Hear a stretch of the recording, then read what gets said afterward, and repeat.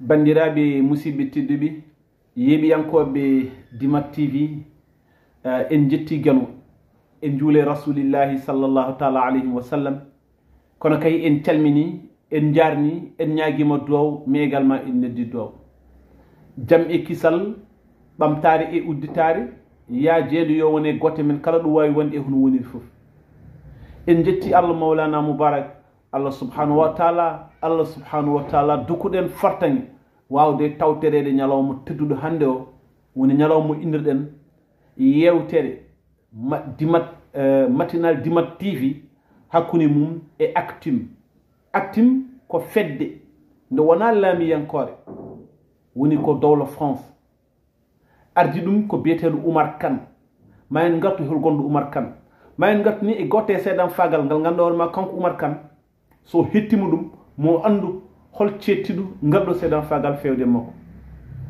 Alors bandiraɓe musidɓe tedduɓe Actim ina fayi e jammaji belɗi jammaji jurminiɗi waɗi ɗum welde ko weltinde fittanuma waɗi ɗum yurminade kala ko fagga hen nawante ko miskineɓe holton wuuro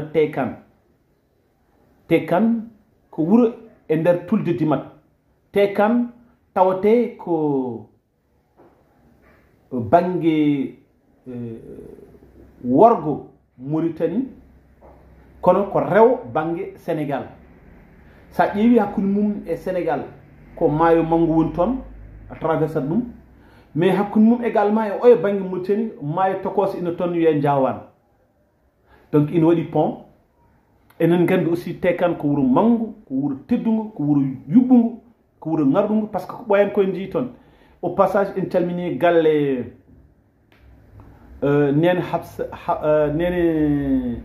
nene meɗen nene Coumba Habsey yo yurmede Allah wone makko en calmini l'ancien ministre des finances et de l'économie de la Mauritanie Thierno Ousmane Kane mais également en calmini le grand Mamadou Lamine Kane Lamine Coumba Habsey en calmini également mo gandanɗa hoorema c'est lui qui nous a donné la possibilité la chance de venir à Tekan pour un reportage woni le député le président de la commission des finances à l'Assemblée nationale de la Mauritanie woni le député Ali Kane que nous saluons au passage mais également nous saluons Mamadou Lamine Kane l'infatigable Mamadou Lamine Kane enen en jejjitta en calmini dendagal ɓesgu Tekan fof debbe gorko suke mawɗo kamɓe kala yooɓe gandu ñalawma hande o teddugal ngal arti ke hakkude meɗen e Actim inchallah ma en gara d'abord e page uji men ɗiɗi publicitaire par ce que hande joguiɗen ko deux invités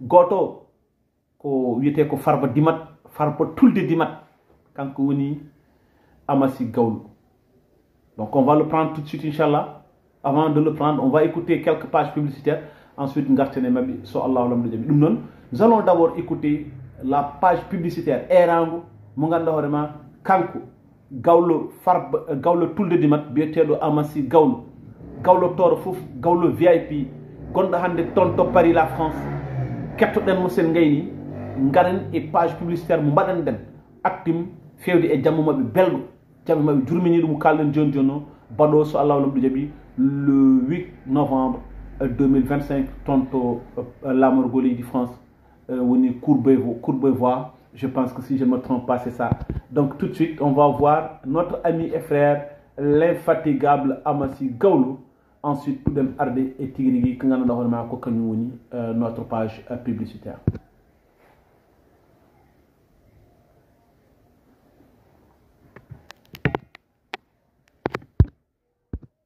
Assalamu alaikum Fouta assalamu alaikum Tekan wuuro Ndiaye Kane assalamu alaikum Paris la France ko dilli fof ko dillin ɗum dilli en hande noon womi dillinde en hono Actim mo Tekan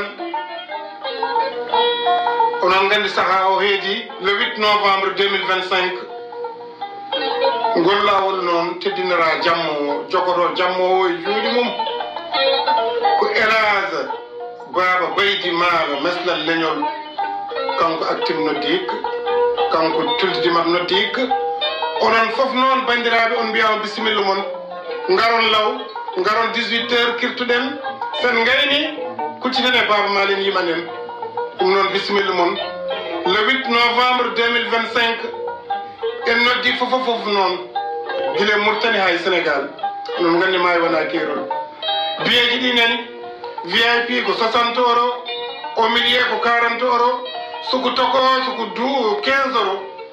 ɗum noon yo Allah tawni en bisimilla men enen kala en noddi Europe, Asie, Amérique, Afrique de l'Ouest, Afrique centrale en noddi dendagal biyowo mbimi garane keewal garane peewal yo Allah tawni en ko noon tigi ngaron e keewal ngaron e peewal ɗum ko kongi gawlo VIP gawlo mo gandanɗa hoore ma yimɓe mbaɗirani mu ɗon wonde gawlo meɗen ha tan nagam ala ko gawlo gongre gonko alda koye cahan ɗum noon Ama Sy Gueye a jarama inchallah ɓoyata ma en gar yewtere tigui rigui ma lomba hakkude men e makko kanko Ama Sy Gueye so guenoña yuken sagoji meɗen ɗum noon kettoɗen également page goɗɗo page publicitaire mo ganduɗa hoore ma kadi ko enen tigui woni Dimat TV kañum waɗan ɗum nden ɗo fedde wiyetede actim fewde e oɗo jamma belɗo biyeteɗo jamma bela kala ko daña e jamma o fayi ko toon to Gural Ndiaye Kane TK.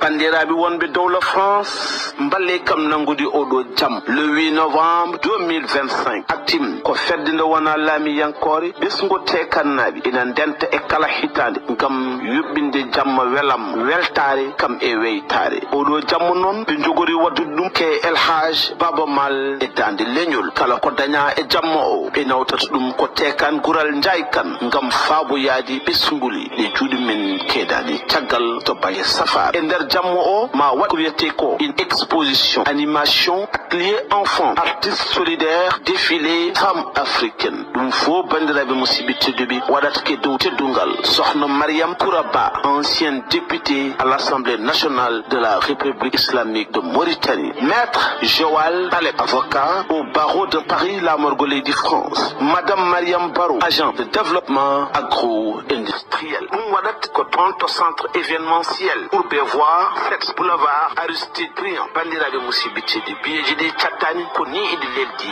prévente ko 40 € sur place ko 45 €, cuklel woni enfant ko 15 €. Tim est une association qui œuvre pour le développement de sa localité o wallude actim ko wallude hoore mum.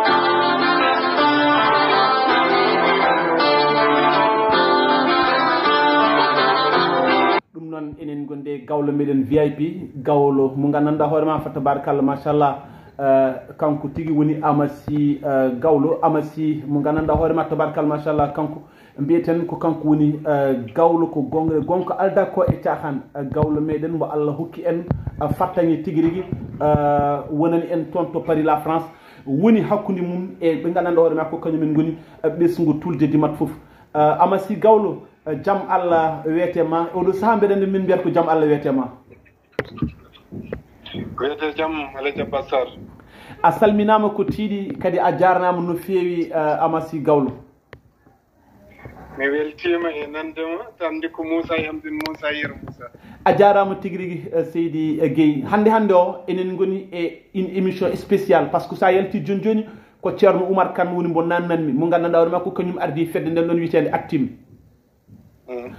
mi yi a waɗinimoɓe page publicitaire pattam lamiju par ce que aɗana haala hen kala ɗo neɗɗo wawi wonde nder Afrique o nder aduna o e ɗo wawi wonde nder aduna foof yo tin arano to actim Ama Sy gawlo hol welammo walla holko jiiɗa e actim ha ene jaranma wadde oɗo page publicitaire fewde e ɓesgu actim naɓe Abbas Sarr Alaji Abbas heeɗi fof mi salmini kalɗo julɗo woni a jarama mi salmini kadi radio ngo e directeur o ha ɓurɗo famɗude ɗon e radio ngo est ce que a jarama Seydi Kane e salminde Sénégal naaɓe fof e tengtude noon e salminde Europe tengtude e salminde dendagal wonɓe ɗo e nder France noon tigui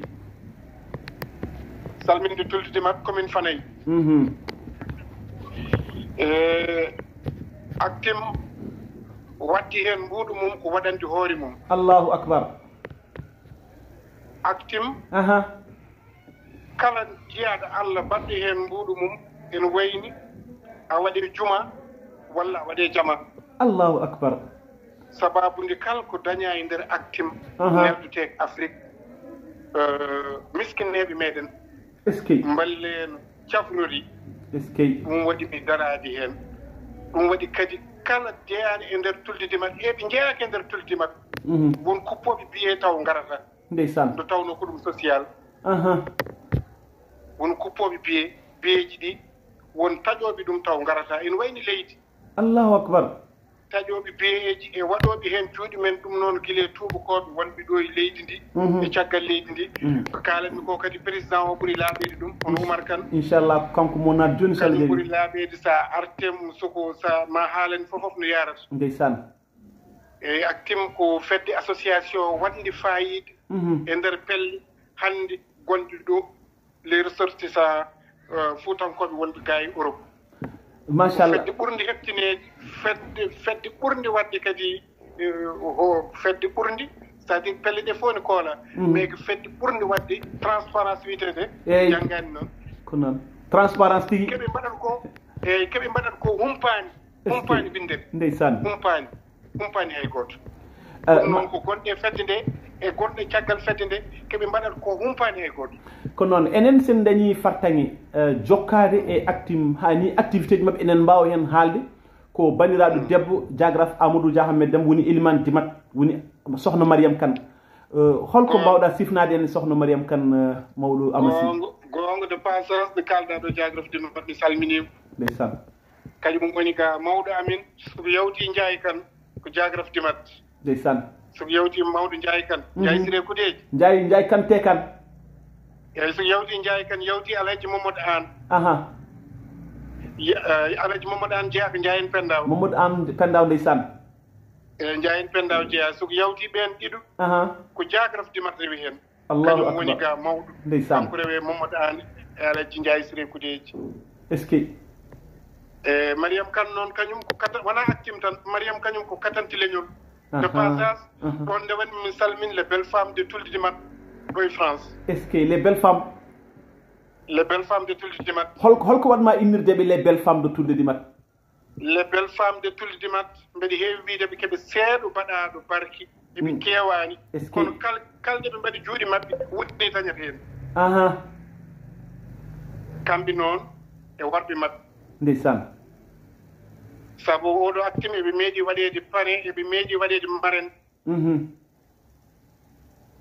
eɓe mbaɗi hen faydagal mawgal kamɓe les belles femmes de Tulde Dimat les belles femmes de Tulde Dimat diagraphe Amadou Dia kadi meeɗi waɗede parrain kañum ne waɗi hen faydagal manggal est ce que banel Boubou Elimane Bara meeɗi waɗede marraine waɗi hen faydagal manggal est ce que Farmare Hamedou Sy jooɗi ko Nouakchott tanum kadi cille dade cille mayri cille meeɗi waɗede marraine waɗi hen faydagal manggal ene wayni ko waɗa ko waɗa ɗo marraine e parrain e oɗo soirée wonno hen goto foof waɗirat ni ko hoore mum kañum jeeyi Allahu akbar est ce que kala hen gummiɗo galle ko ɗo jiiɗa ɗo kala hen gummiɗo galle mum en yiya e soirée o yaharat ko sababude kañum jeeyi machallah way kino gummuɗa e galle ma naata e galle ma ni nde tawno a yii journée ji consultation ji mbaɗatɗi soɓe ngari tekano way vraiment a yii pharmacie gonɗo tekano journée consultation gratuite tawi eɓe garta eɓe ƴettuɗo médicament ji ha wayno leydi ɓe nawa soɓe nawi kadi kal mbaɗaɗo consulté soko tawi ordonnance ma nene médicament ji nene pharmacie ma o eyi a totte ɗum gratuitement est ce que tawi tan no woodi machallah ɗum gratuitement machallah Amasi haade men accude mon amin gandi an ko Allah waɗma toon to Paris hannde aɗa wonde ɓeeɗo ɓe ngannduɗa hoorema tabarkalla machallah ko Tulde Dimat fof walla mbiya ni tooro fof tabarkalla machallah kadi aɗa yonni hakkude ma e maɓɓe no feewi walla mbiya Fuuta fof wona torankoɓe tan gondumi ga ko tooro noon jeeyani est ce que kono ko Fuuta fof kono wona torankoɓe tan gondumi ga kadi wona torankoɓe tan nanggani Amasi Gawlo ko international est ce que waha yiyarta ko adun fof yiɗi ɗum neɗɗo noon fof en jogiiɗo jeeya gonga alhamdulillahi rabbil alamin noon mbaɗi yetta Allah nelaɗo mum ɗo jeeyami e nder tooro teŋtinoon e tulli dimat machallah nanmi ɗo ko 2015 hande 2025 dañi ɗo duuɓi sappo presque alhamdulillahi rabbil alamin yo Allah yaw ɓeyda amin tawmi ɗo banda men nanguinimi ha tiiɗi gonga nanguinimi ha tiiɗi nanguinimi guileno muusi nde Allah jabba sar est ce que guileno muusi nde hande ɗo jaaraɗen ɗo e payim jungue pawtani tema wona cas social Allah nannima France aɗa jogui kayitaji France aɗa jogui galle hay soko seeɗa aɗan liggo sa fawama junggo ma raw ko rimɓi ma en korsinma jinma wonde a wawana hoore ma way ko yiɗande tigui rigui kolda e cahan ko yiɗande ko yiɗande eyyi ɗum noon aussi mbeɗa andi ko an ligguey ɗum ɗo ko ganduɗa ko humpimi jeeyaɗe e nder tullitimat e yiɗɓe sehilaɓe mbiɗa jogui noon taw wona tullitimat tan dagan ha bakkel mbeɗa jogui foof est ce que kono kam ala en jeeyaɗe e nder tullitimat mbaɗowo ɗo hunde taw tintinanima hay sen wulno ndiyam e lamdam wiyata kam awa sigga walla ala gurnen allahu wona akbar force wona alay sago machallah kono ko jeyɗe e jeynede gonga jeyɗe ɗum noon Amassi a jarama kadi a weltanama no fewi kadi ko Dimat TV invite noma vraiment ñalawma hande o nde wonno min jiiɗi haldude ke mo ganduɗa ma ko kañum woni Oumar Kane ko sugo to enen mbawi wiide ko sugo par ce que dans les années 60 hen tigui o wi aduna kono noon enen gandi kam golle ɗo waɗi e ɗo rewi ha accimo wawi darade hunde mawde ɗum noon ko yettudemo jarnudemo e widema kadi aɗa wawi nangude ligne kettoɗa ko mbaɗanɗaɓe ko no wayni yuɓɓude e ngarɗuɗi saabu vraiment ko ɗum hunde wande fayida kettoɗa ɗum no fewi ganda tigui rigui wonko mbaɗanɗaɓe e kamɓen aussi ɓe mbawa ɗum andude e kamɓe wa actimnade hetto assalamu aleykum Fouta assalamu aleykum tekan Wuro Ndiaye Kane assalamu aleykum Paris la France ko dilli fo eko dillin ɗum dilli en hannde noon wowɓe dillinde en hono actimmo tekan onon nganndi sahaa o heedi le 8 novembre 2025 ngol laawol noon teddinora jammo jogoto jammo o e juuɗe mum ko Elage Baba Baydi Maalo meslal leñol kanko active noddiik kanko tuldidimat noddiik onon fof noon banndiraaɓe on mbiyama bisimilla mon ngaron law ngaron 18 heures kirtuɗen sen ngayni kucciten e Baba Maal en yimanen ɗum noon bisimilla mon le 8 novembre 2025 en noddi fof noon gile Mauritanie hay Sénégal onon nganndi maayi wona keerol biyeji ɗi nani VIP ko 60 euros au milieu ko 40 euros suku toko suku 15 euros ɗum noon yo Allah tawni en bisimilla men enen kala en noddi Europe Asie Amérique Afrique du l'Est Afrique centrale en noddi dendagal biyowo mbimi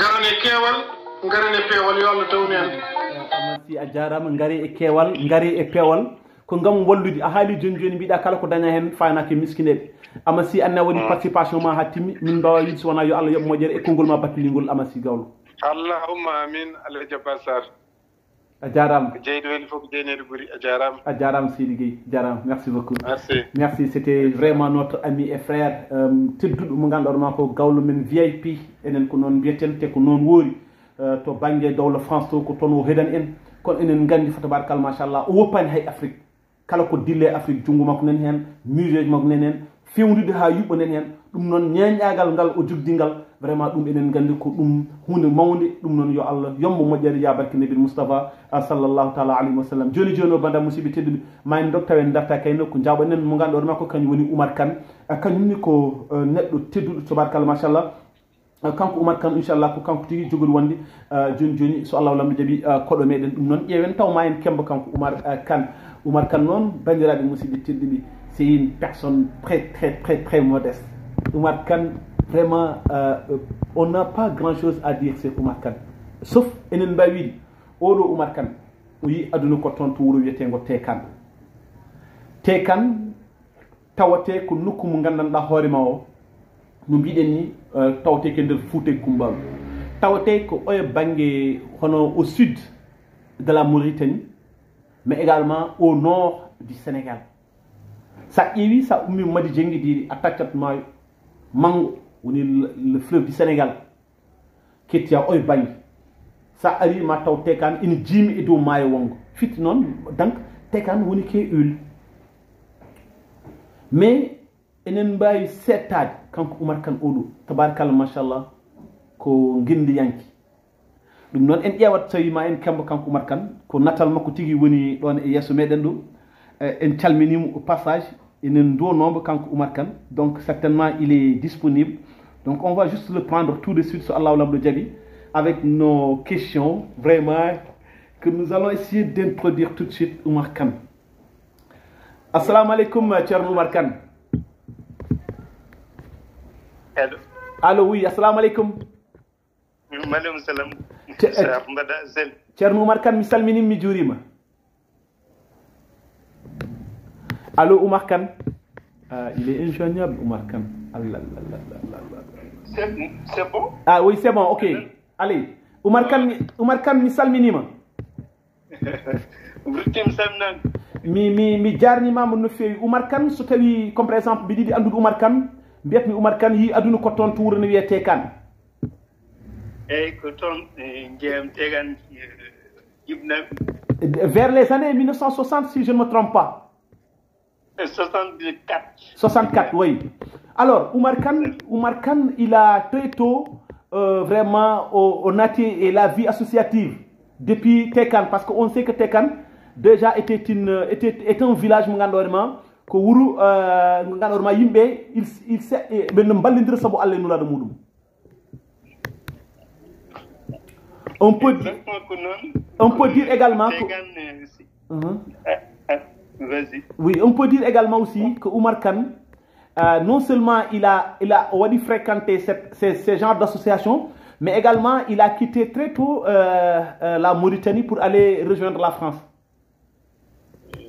Ensuite peut-être hakkunderde nde wonko heewi hen donc mbi sikki mataw en goppat mbi sikki haalo pular mbiyata konngol ñaaƴata ke hunduko joomum. Oumar Kane caggal ɗo men calminma min jii ko an ardi fedde wiyetende Actim holko woni Actim monsieur Oumar Kane tagal no calminɗa. Eyyi assalamu aleykum. Wa aleykum salam wa rahmatullah.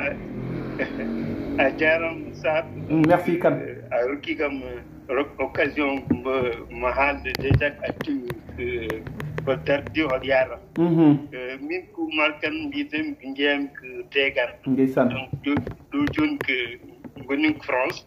Association Actim ko ni wayi association contre la tuberculose et les maladies endémiques. L'association a créée en 2002.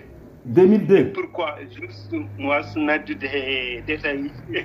Mais l'association que fan que hier que affaire s'affronte et aussi que tindindi yimbi que maladie que tuberculose que surtout. Donc on dit que minen intervenir en France et aussi minen bal projet Mauritanie Afrique. Donc, comme tout Columba c'est bien ordonné, commence par soi. Ouais.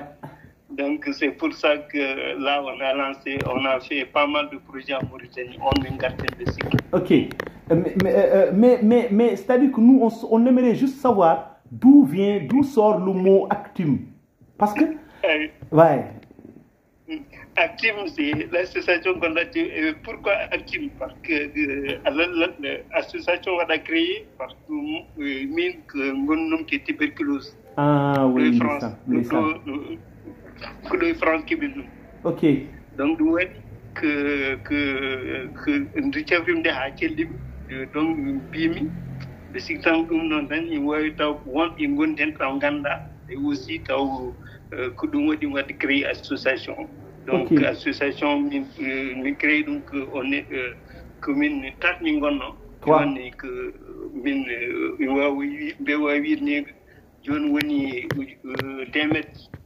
déjà qui adhèrent à l'association. Machallah. Alors est-ce que ben Yimbi Wadbe adhéré à l'association, ils sont tous de Tekan? Il y a toujours l'association Tegan et on a Tegan.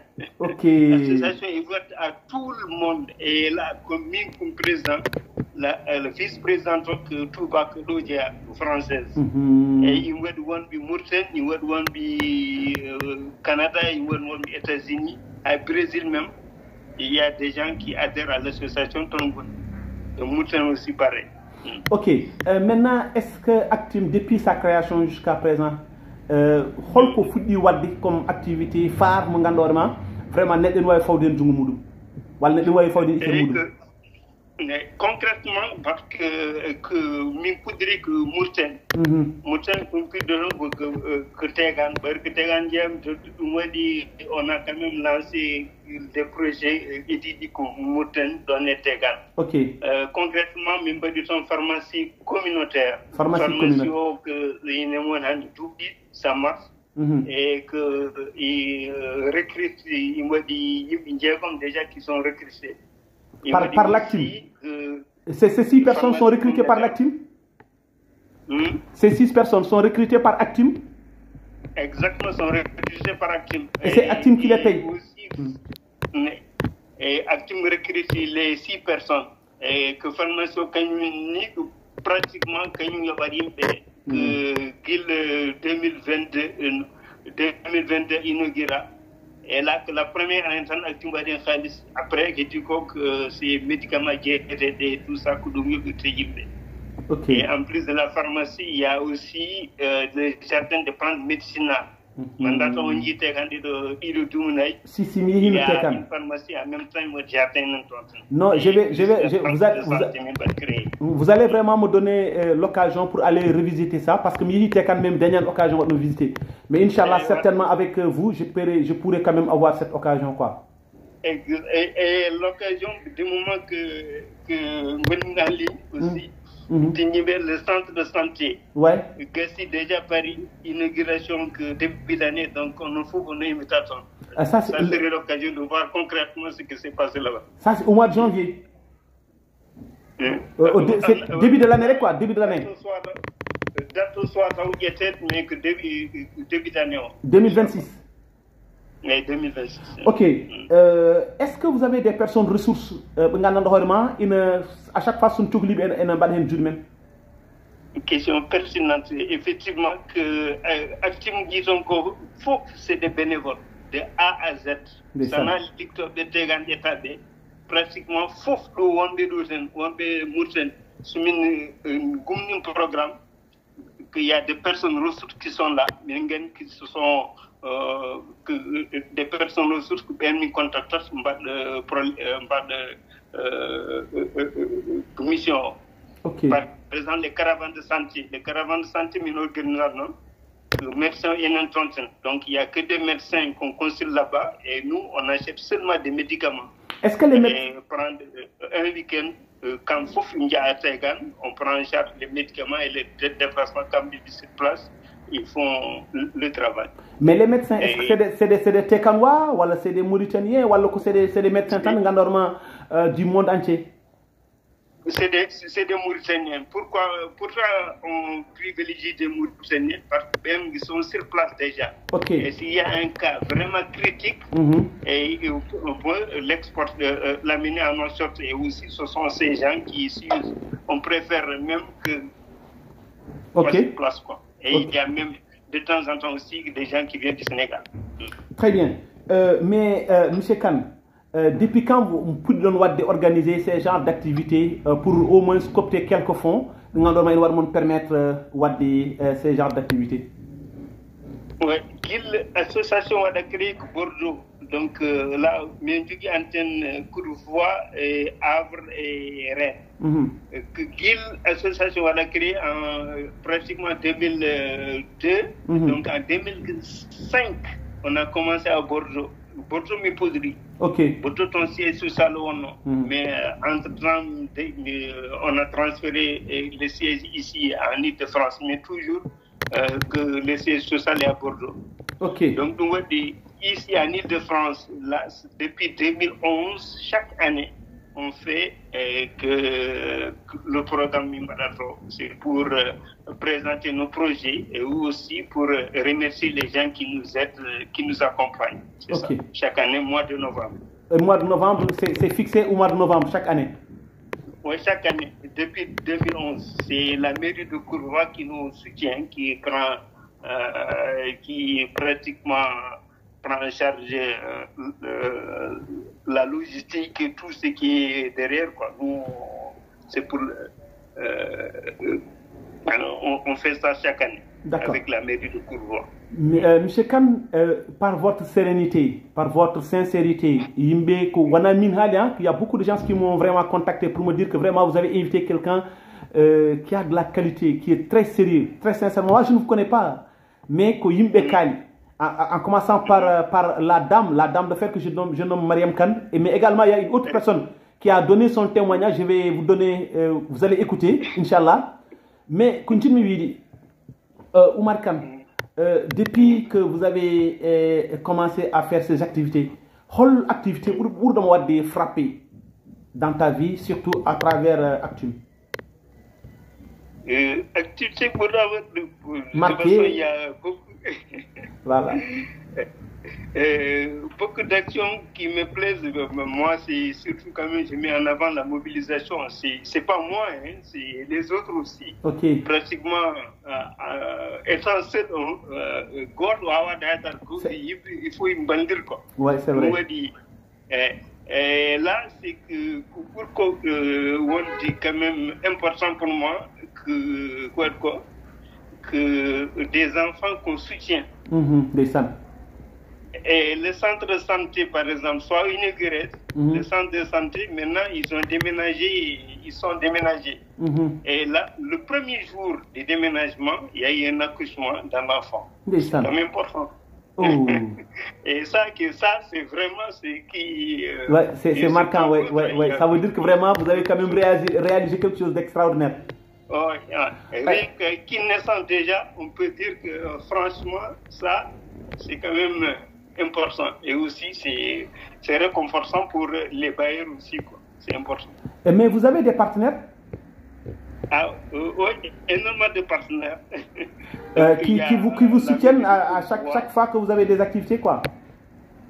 Oui, à chaque fois qu'on a des activités, et là, on sollicite aussi d'autres partenaires. Et par exemple, les réalisations qu'on a faites, par exemple à Tchegan, il y a des bailleurs qui ont financé le centre de santé, la pharmacie, et ainsi de suite. Voilà. Et vraiment, je tiens à les remercier. Et par hasard, il n'y a pas... Pratiquement, on ne sera pas là. Ok. Oumar, ça qui comme par exemple, Hande, on m'a dit ton jardin médicinal, traditionnel. On donne jardin... comment le jardin vous est venu à l'esprit à Mouton Toutekan? Oui, exactement. Le jardin, oui. Parce qu'on sait comme il utilise la médecine traditionnelle. Peut-être d'argent il y a un souvent qui est jam. Voilà. Ok. Donc, on voit aussi la pharmacie Mimbadoun créée, que le financeur, le financeur, lui, il faut quelque chose qui est en parallèle avec la pharmacie. Pourquoi? Parce que les plantes médicinales, c'est pour ça qu'on s'est dit qu'il y a quand même aussi important. Donc, les plantes médicinales, il y a la pharmacie traditionnelle, on utilise les médicaments, et les plantes médicinales, on utilise les plantes que les thérapeutes utilisent à dire. Gauden, plus Odogen. Et encore, nous, posologie, comment utiliser, qu'il y ait une pharmacie. Mais vous avez... Les thérapeutes qui ont même validé, qui ont une pharmacie. Ok, mais vous avez des techniciens de la médecine traditionnelle qui sont sur place ou bien? Exactement, il y a un spécialiste sur ça qui valide. Et là, on a fait ces expérimentations ou non.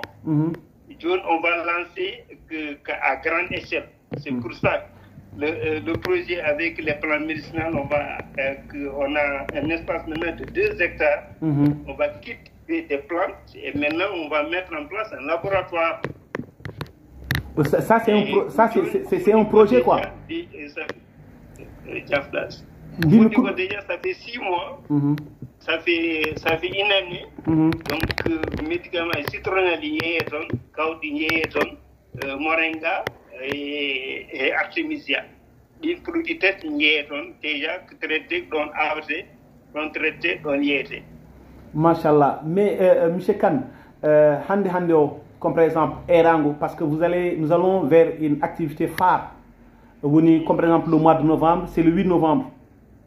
Inch'Allah. Inch'Allah, mais cette fois-ci, vous allez prendre Baba Mal comme artiste principal, mais vous avez des gens que vous avez vraiment comme par exemple honorable ex-député de la législature de la Mauritanie.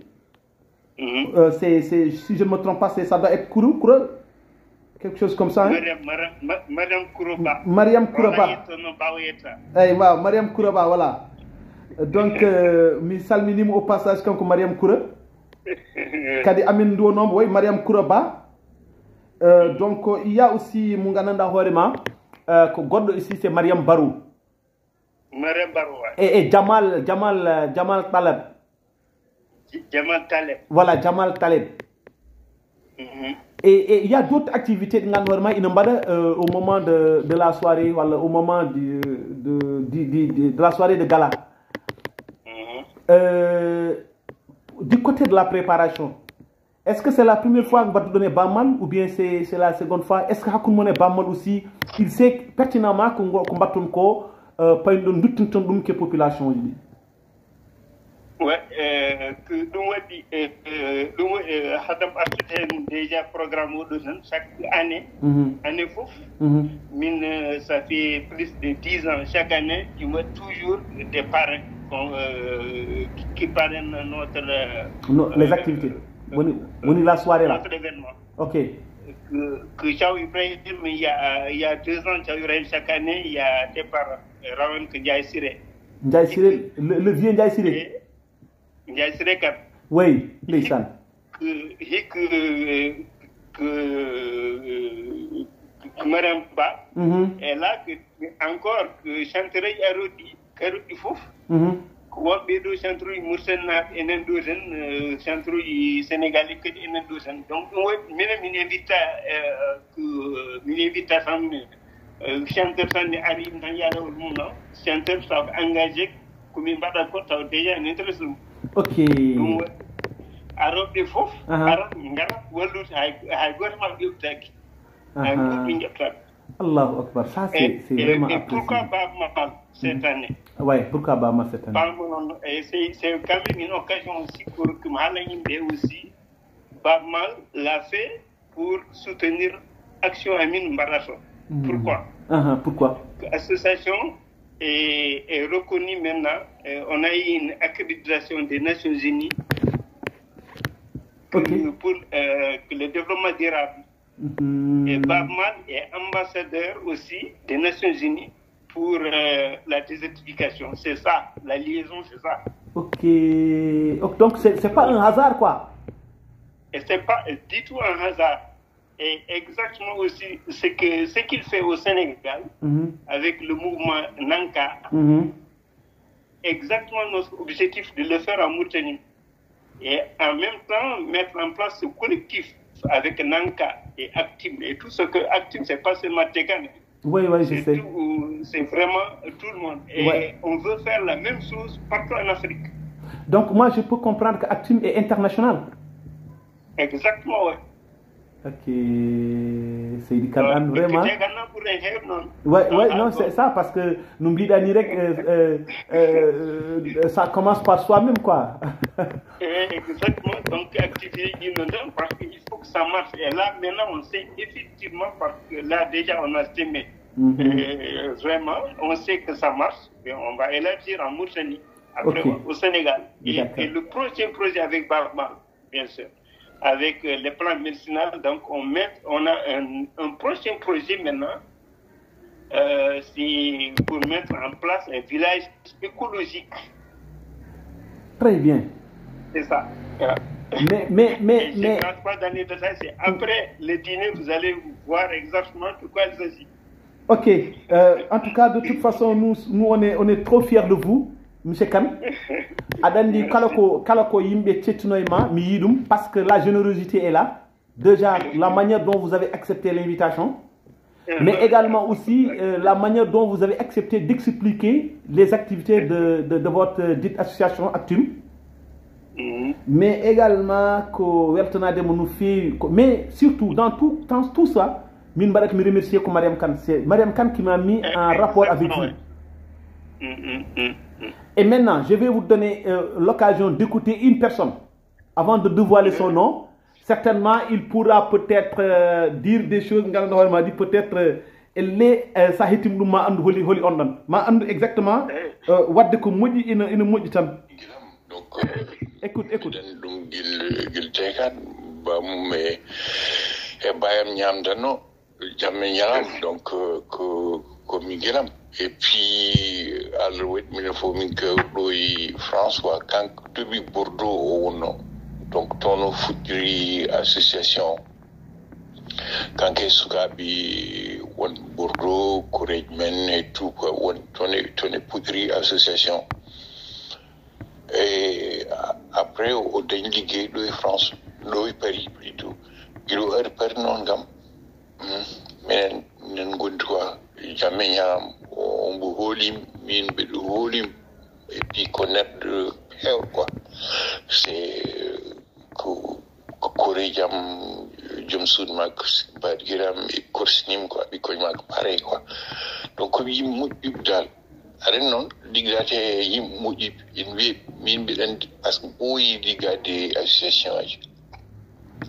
association marché tan taw yimɓe wonɓe heen ɓeɗa mumen liggiraki pour yo dañ hunde walla yo dañ inde walla dañ ɗum ɗum Oumar noon waɗata fof ɗum waɗiri quoi waɗiri tan ko moƴƴere e so tawi actumen marché ha joni wonti yimɓe en timto ɗum e ɗum min jiɗno aussi parce que hay goto amen liggiraki pour yo dañen hunde quoi en tout cas mbeɗa andi kam Oumar kam liggiraki no yo dañen hunde yo dañen indi walla yo dañen haalis walla ɗo riggiri tan ken waɗi fodde mumen wat donc ko neɗɗo moƴƴo ko neɗɗo korsnim kam également fof noten hay sukaɓe magen korsnim donc wawa haal tan ko he makko moƴƴen quoi et puis minen pamdir minen mbawi liggitade toujours on noddat kam kala ko yiiɗi wadde o namno miijam mimrok miima kankor ko miija vraiment ko min gilam moƴƴiri quoi ɗum mbawimi haalde Oumar quoi bon voilà. Voilà, donc je pense que Anani, j'espère que aussi tu as retenu d'année. Hein? C'est encore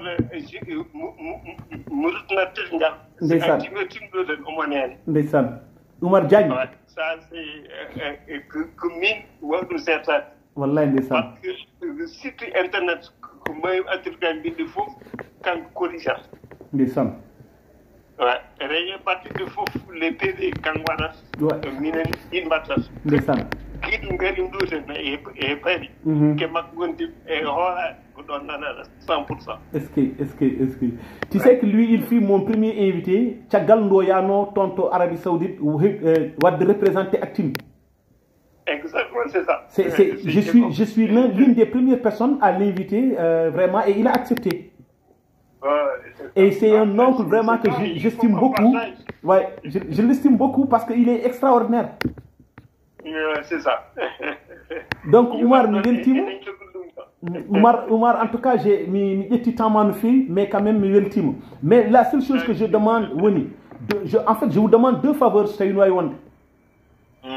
la première, Inch'Allah, nous allons être au cœur de vos événements qui auront lieu pour vraiment l'ouverture de votre centre de santé à Tekan. L'autre, juste après l'activité, si vous me permettez, une autre rencontre, l'activité, comment est-ce que vraiment ça a été une réussite totale comme nous disons de Niwalala? Ok, il n'y a aucun problème. Merci mon cher frère, c'est très gentil. Okay, merci ça. Adjaram vraiment à Houki Dimat TV opportunité maude. C'est un plaisir. Et Andoudi aussi actif holko woné dum holko dogat holko artat. Seydi Kane Adjaram no feewi. Merci ça. Vraiment c'est très gentil et min jafno ma temps mamo min itton feewi. Non, avec plaisir, il n'y a aucun problème. Merci M. Kane, c'est très gentil, Seydi Kane.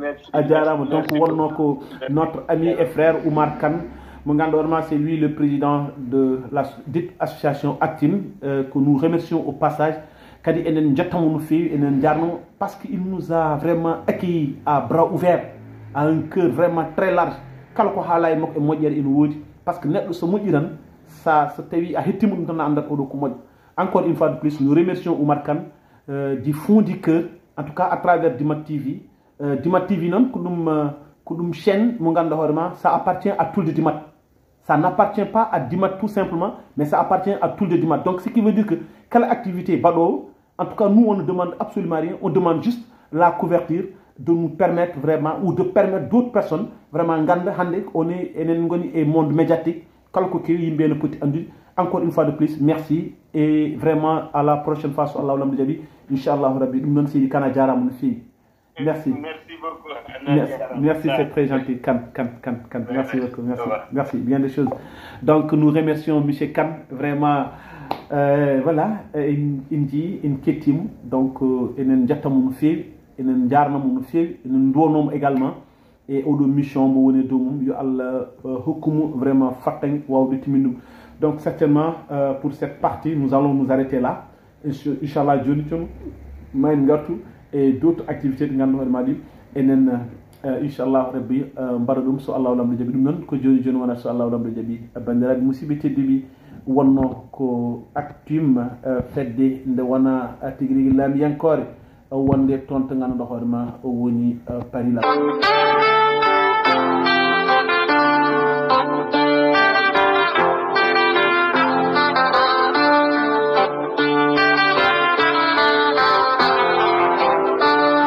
Bandiraɓe wonɓe dow la France mballe kam nangude oɗo jam le 8 novembre 2025 Actim ko fedde nde wona laamiyankore ɓesgo tekannaɓe ina ndenta e kala hitande gam yuɓɓinde jamma welam weltare kam e weytare oɗo jamma noon ɓe jogori waddude ɗum ke El Hadj Baba Mal e dande leñol kala ko daña e jamma o ɓe nawtata ɗum ko tekan gural jaykan gam faaboyade ɓesguli ɗe juuɗe men keedani caggal to baye safar e nder jamma o ma wat ko wiyete ko une exposition animation atelier enfant artiste solidaire défilé femme africaine ɗum fo bandiraɓe musidɓe tedduɓe waɗata ke dow teddungal sohna Mariam Kouraba ancienne députée à l'Assemblée nationale de la République islamique de Mauritanie maître Joal Palais avocat au barreau de Paris la Morgolée de France madame Mariam Barrow agent de développement agro-industriel ɗum waɗat ko toon centre événementiel pour voir cette boulevard Aristide Briand bandiraɓe musidɓe tedduɓe biyeji ɗi cattani ko ni iɗi leddi prévente ko 40 € sur place ko 45 €, cuklel woni enfant ko 15 €. Tim est une association qui œuvre pour le développement de sa localité o wallude Actim ko wallude hoore mum.